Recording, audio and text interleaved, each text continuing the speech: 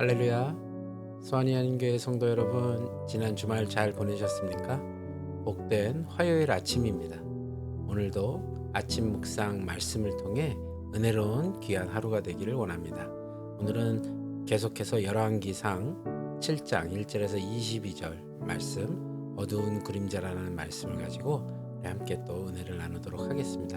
조금 먼저 오늘 본문 함께 봉독하도록 하겠습니다. 솔로몬이 자기의 왕궁을 13년 동안 건축하여 그 전부를 준공하니라. 그가 레바논 나무로 왕궁을 지었으니 길이가 100규빗이요 너비가 50규빗이요 높이가 30규빗이라.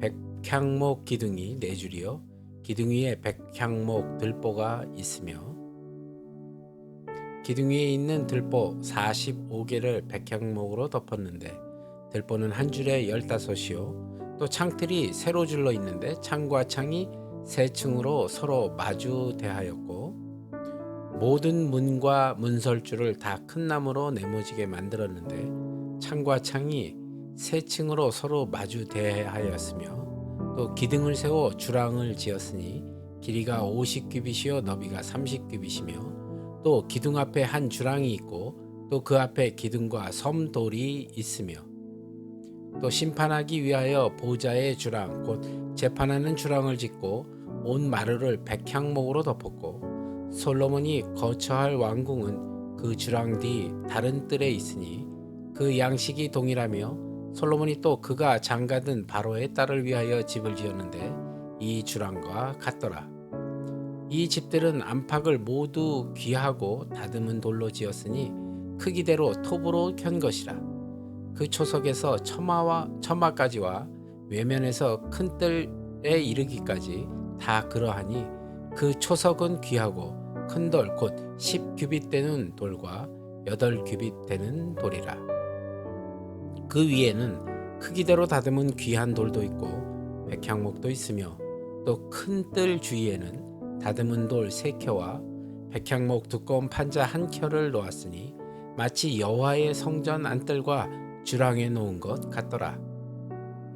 그가 놋기둥 둘을 만들었으니 이 높이는 각각 18규빗이시라. 각각 12규빗 되는 줄을 두로 만하며 또 놋을 녹여 부어서 기둥머리를 만들어 기둥 꼭대기에 두었으니 한쪽 머리의 높이도 5규빗이요 다른 쪽 머리의 높이도 5규빗이며 기둥 꼭대기에 있는 머리를 위하여 바둑판 모양으로 얽은 그물과 사슬 모양으로 따은 것을 만들었으니 이 머리에 7이요 저 머리에 7이라. 기둥을 이렇게 만들었고 또 2줄 석류를 한 그물 위에 둘러 만들어서 기둥 꼭대기에 있는 머리에 두르게 하였고 다른 기둥 머리에도 그렇게 하였으며 주랑 기둥 꼭대기에 있는 머리에 4규빗은 백합화 모양으로 만들었으며 이 두 기둥머리에 있는 그 물곁 곧 그 머리에 공같이 둥근 곳으로 돌아가며 각기 석류 200개가 줄을 지었더라.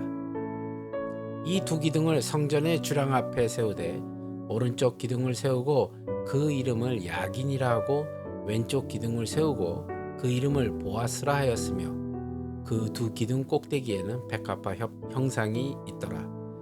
두 기둥 공사가 끝나니라. 아멘.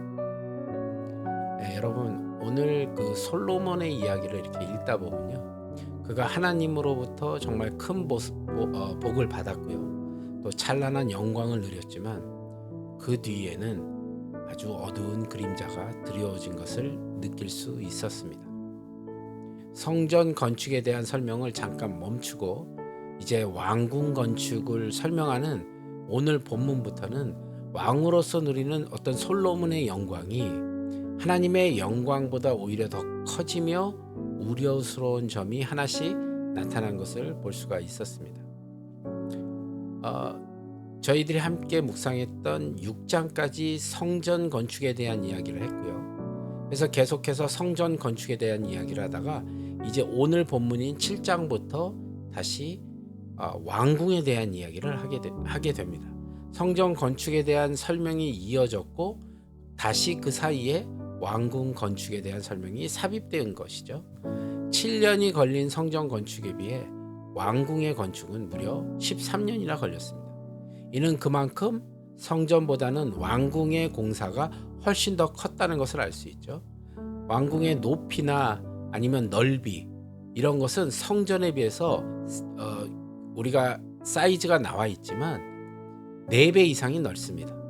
이렇게 넓은 실내를 만들기 위해서 백향목 기둥이 무려 15개씩 4줄 60개가 세워져 있다고 했고요. 들보는 15개씩 3줄 45개가 올라갔다고 되어 있습니다. 또 양쪽 벽에는 모두 3층의 창을 내었고 문과 문설주도 모두 큰 나무로 네모지게 만들었답니다. 입구에는 아마도 로비 역할을 했을 만한 주랑이라는 말이 나오는데, 이 주랑은 여러 기둥에 지붕만 올린 것이죠. 벽이 없습니다. 우리가 그리스 로마 건축 양식을 보면 그 그리스 신전에 보면 기둥만 세워져 있고 벽이 없잖아요. 그런 것을 주랑이라고 합니다. 그래서 왕의 거주 공간은 따로 만들어졌고요. 또 그 양식을 기둥을 세운 주랑이 형식이 되었고, 또 왕비인 바로의 딸을 위한 집 역시 같은 형태로 지었다고 오늘 본문을 통해서 우리가 알 수 있습니다. 이 모든 건축물은 성전의 안뜰과도 같은 수준으로 아주 잘 다듬은 백향목으로 마감이 되어 있습니다. 그런데 BC 10세기의 그리스 신전들, 제가 조금 전에 설명했던 그 그리스 신전들을 보면 대부분 이처럼 많은 기둥으로 지붕을 떠받치는 구조입니다. 게다가 백향목과 다듬은 돌로 마감하는 것 역시 이방 신전과 그 건축 양식을 떠오르게 하고 있지요. 이처럼 크고 넓은 왕궁을 위험으로 나타내려다 보니까 모양새가 이방 신전과 비슷해지는 그런 모습이 생겨나게 됩니다. 이는 이후에 벌어질 솔로몬의 타락을 알리는 복선과도 같다고 생각합니다. 13절부터는 다시 성전 건축에 대한 설명으로 다시 돌아와서 성전에 설치되었으나 말씀에는 규정되지 않은 것들에 대한 설명들이 이어지고 있습니다. 외형 공사를 담당한 히람이 납달리 지파 어머니와 두로 사람 아버지에서 태어났다는 사실로 보아서 성전 외형에 이방 종교의 영향력이 미쳤을까라는 사실을 우리가 예측해 볼 수도 있습니다. 히람은 야긴과 보아스 이 두 놋기둥을 만들었는데, 이 기둥은 성막 양식에서는 사실 찾아볼 수가 없습니다. 율법에 기록된 성막 양식을 기초로 크기만 2배씩 키워 지었으면 성전은 외형상 그저 커다란 직육면체일 뿐입니다.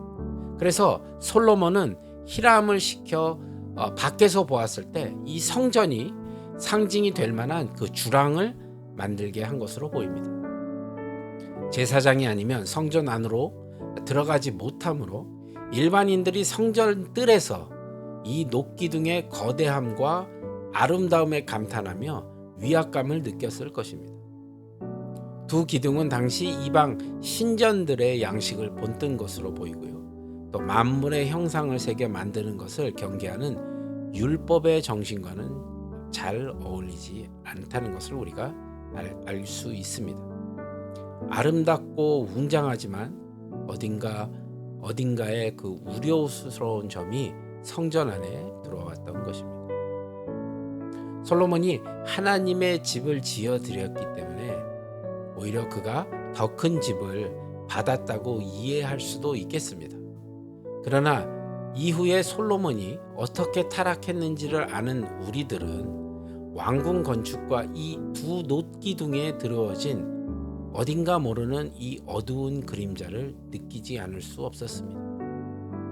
사실 우리 지금 주위의 많은 교회들도 하나님으로부터 많은 복을 받았지만 그 때문인지는 모르겠으나 여러 곳에서 부끄럽고 차마 알려지지 않기를 원하는 일들이 목격되는 것도 사실입니다. 하나님으로부터 복을 받을수록 더욱더 깨어 있어서 거룩하기 위하여 노력해야 되는 저와 여러분이 되어야 될 것입니다. 그럼으로써 이 어두운 그림자로부터 나와야 될 것이고요. 오직 하나님만을 섬기며 하나님의 뜻에 따르는 겸손한 자들이 되어야 될 줄로 믿습니다. 오늘 하루도 이 말씀을 통해서 겸손한 자세로 하나님을 섬기는 저와 여러분이 되시길 주님의 이름으로 축원합니다. 기도하시겠습니다. 하나님 아버지, 오늘도 솔로몬을 통해 하나님의 뜻을 알 수 있는 말씀을 저희들에게 주심을 감사합니다. 아버지부터 받은 이 복이 많이 있지만 그 때문에 우리가 교만하지 않게 하시고 또 부끄럽지 않게 하여 주시옵소서. 더욱더 깨어서 거룩한 자로서의 삶을 사는 우리 모두가 될 수 있도록 주님 축복하여 주시옵소서.